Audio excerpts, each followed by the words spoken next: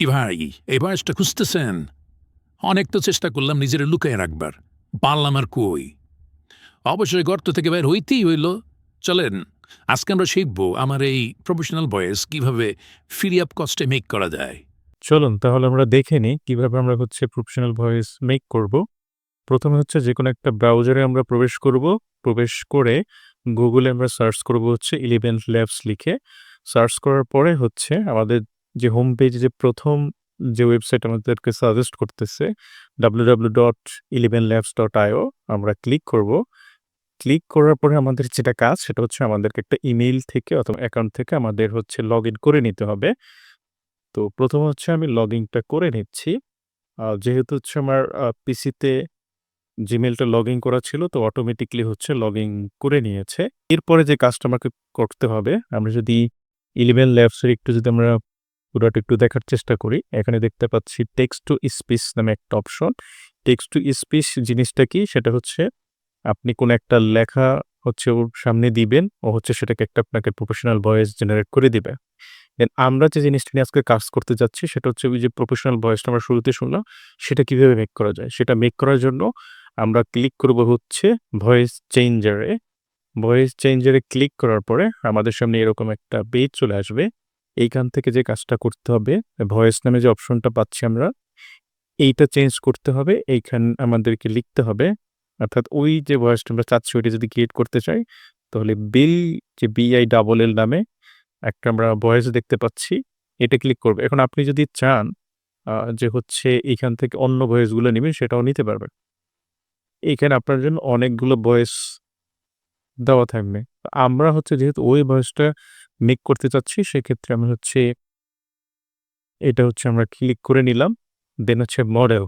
মডেলের ক্ষেত্রে যেটা আমরা করব, যদি ইংলিশ হয় সেক্ষেত্রে ইংলিশটা সিলেক্ট করব। যেহেতু আমাদের বাংলাটা অথবা অন্য ভাষায় যদি আমরা ওই ভয়েসটা ক্রিয়েট করতে চাই সেক্ষেত্রে 11 মাল্টিলিঙ্গুয়াল V2 এটা সিলেক্ট করতে হবে। আমরা এটা সিলেক্ট করলাম।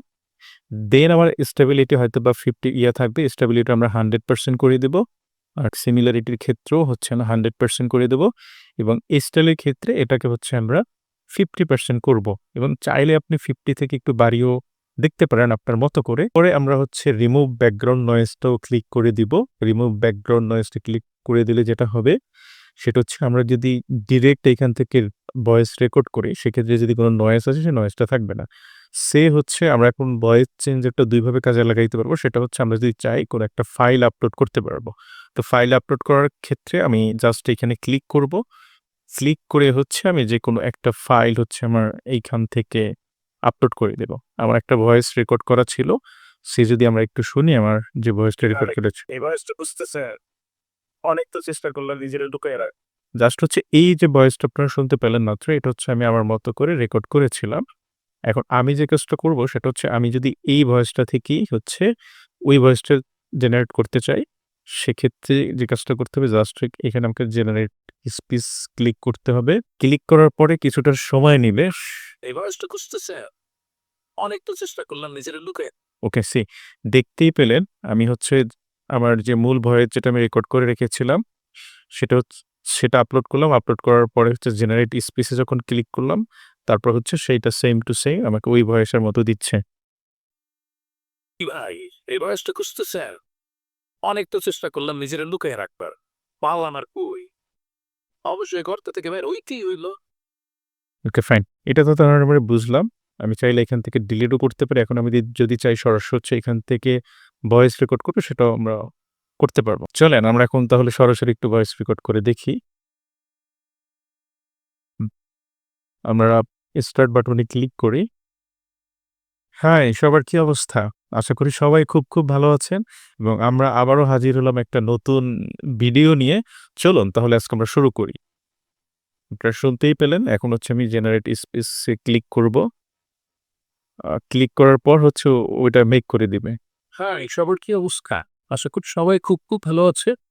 আমরা আবারও হাজির হলাম একটা ভিডিও নিয়ে। চলো তাহলে আজকে আমরা শুরু করব। Okay fine. আশা করি সবাই বুঝতে পেরেছেন। আপনারা চাইলে এইভাবে প্রফেশনাল ভয়েস গুলো আপনি মেক করতে পারেন। আপনি চাইলে আমরা যেটা দেখলাম ভয়েস, আপনি চাইলে এখানে অনেকগুলো মডেল দেওয়া দেওয়া আছে, প্রোভাইড করা আছে। আপনারা চাইলে এইখান থেকে আপনারা ট্রাই করতে পারেন। ওকে, সকলকে অসংখ্য ধন্যবাদ আমাদের সাথে থাকার জন্য। পরবর্তী টিউটোরিয়ালে হচ্ছে আপনাদের সাথে আবারও দেখা হবে। আজকে এতটুকুই। ভালো এবং সুস্থ থাকবেন। আল্লাহ হাফেজ।